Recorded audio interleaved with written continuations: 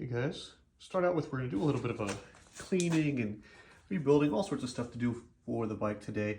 But this is the bracket or the clamp for the handlebars, and you can tell it needs a bit of love and everything like that. So I'm going to sand the whole thing down and just repaint it black just so it looks kind of OE. So let's see if we can speed that up though, all right? Oh, there we go. Much better. Like new. So a couple of minutes grinding it down.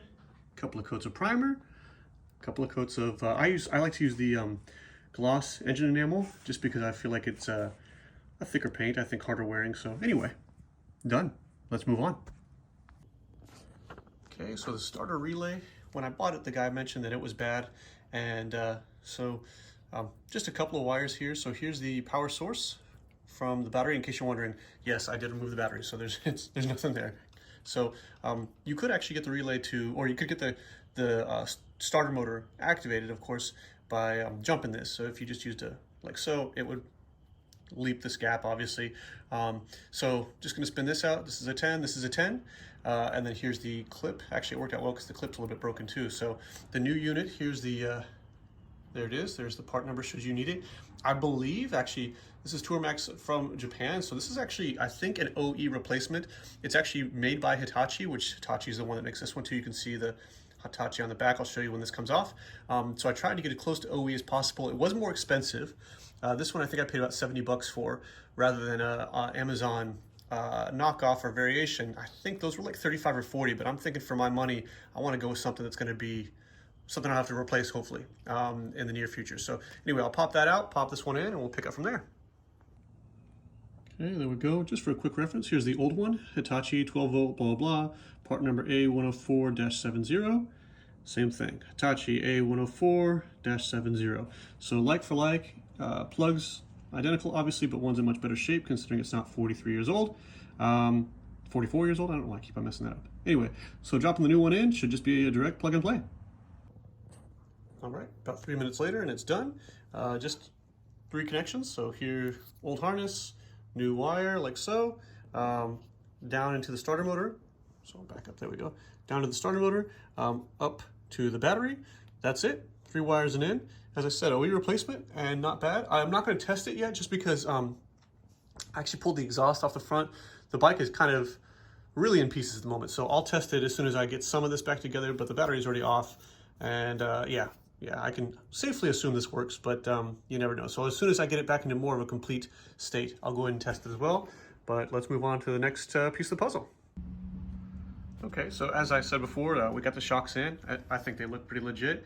I mean, it looked better against a not dirty bike, but it is what it is. So with regard to the hoop, I told you in the back here, what we're gonna do is we're gonna cut down the tail. Most of the seats that I've found that I like are about 21 inches long from the tank mount back, so I'm trying to see where I want to cut this, but what I'm going to do is I'm going to leave it as it is. My father-in-law actually is really good at machining parts, so as you might remember, the hoop that connects here too was slightly out of angle by about 1/8 of an inch on this side, so it didn't line up perfectly. He's going to actually push this back in, bend it back into shape so it fits better, and he's also going to go ahead and machine some stainless steel plugs that I can use to bridge the 2 pieces. So rather than just doing an exterior weld on either side, once I cut it down, we'll have 2 plugs, one on either side like this, and what I'll do is I'll weld the plug to the hoop and then put the plugs in, guide them in like this, and then this way I have more material to actually support the back end. Not that the hoop is going to be carrying a lot of weight, but this way it just provides more structure. This hoop here actually provides a lot of rigidity for the frame itself. You'll notice there's these holes here. There actually used to be a bolted in kind of bridge that came across that tied the back end of the frame together. It's part of the parts pile. There's the parts pile I've got for this bike, just there. So when I remove that, obviously it reduces the rigidity of the bike, and I want this bike to be able to like really lean into the corners. So that's what this will do. Coming back over here, I don't really want to run rear pegs. I'm not going to be going 2 up with this. Maybe my son will go for a shakedown, but otherwise, you know, nobody's going to ride this with me. So I took this off.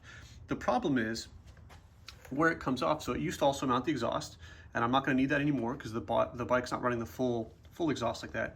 But the problem is it actually works as a spacer for the front pegs, right? So the front pegs actually sit out here, like the bar that this panel here sits here and locks that front peg in. And I thought, okay, well, no big deal. The problem is this bolt is about 14 inches long and runs from here to the other side. It actually is an engine support in addition to being what mounts the pegs. So yeah, what I'm gonna have to do now is I'm gonna actually have to support the engine on the back end so that it doesn't, like, you know, fall out like this, whatever. And I'm gonna pull the bolt out because I wanna clean up, paint, and replace these parts. I'm actually gonna replace the pegs, I think, with dirt bike pegs, and then paint the peg support here. And then I'm actually gonna put this piece back in place with the original bolt. So what I'm gonna do now, not now, but actually for this project, is I'm actually gonna cut this down. I'm gonna try and follow this line. You'll notice that this is kind of curved. I'm gonna try and follow this curve like so, to where it includes this bolt, or eyelet, whatever, like this, right? We lose the rear peg, we also lose the rear exhaust mount, but we cut it down. And the nice thing is it'll allow us to maintain the consistency of this line here and then be able to still continue to use this as a structural support for both the pegs and the engine. So that's the plan.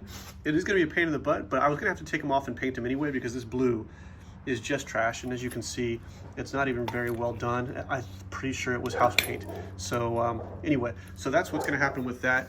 I think I'll probably actually, as I said, my father-in-law, since he's good at machining, I think I might actually ask him to do the cuts for me because he's got the appropriate tools to do so well. I mean, I can do it, but I want it to look nice.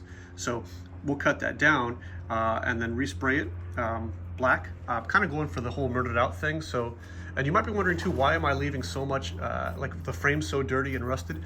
What I want to do is actually get the frame to the state that I want it, right? So in this case, cutting it down and everything like that. And then what I'm going to go do is I'm going to kind of spot grind wherever there's some rust to clean that up. And then hit it with some primer. Eventually the whole frame will get painted, but I'm gonna kind of do it piece by piece. I'd rather not drop the engine out of here to do the painting because I did that on the other bike and it was a massive pain in the butt. So I'd really rather not. But anyway, that's the plan for now.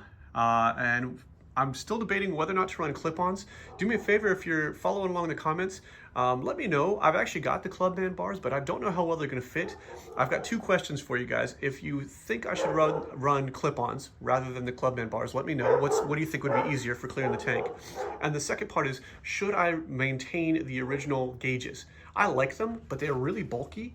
And if I run the clubman bars, they just really interfere. So should I go over to a digital dash that's smaller? Let me know what you think. I'm kind of two minds about it. So as always, I really appreciate any feedback you guys got, and thanks for following the build.